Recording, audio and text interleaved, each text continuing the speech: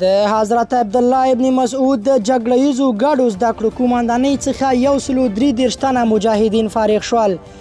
د ملي دفاع وزارت د بیلابیلو کلو اردوګانو قطاعاتو او جزو تامونو 133 تنه مجاهدین د حضرت عبدالله ابن مسعود رضی الله عنه د جګړه ییزو ګډو زده کړو قوماندانۍ د بیلابیلو ښوونځیو له مسلکي کورسونو څخه نام د یوې غونډې په ترڅ کې فارغ شول.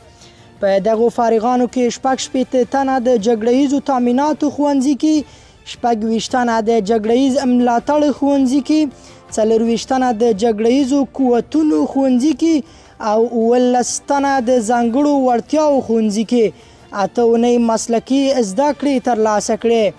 مسؤلینو یاد مجاهدین خپلو راتلونکو مسؤلیتونو ته متوجه کړل او له هغوی څخه یې وغوښتل چې له اسلامي نظام څخه د ساتنې په پار د مسلکي زده کړو د ترلاسه کولو په برخه کې هڅه وکړي.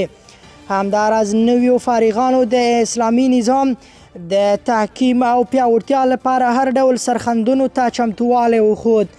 په پای کې یادو فارغانو ته بریلیکونه هم ورکړل شول.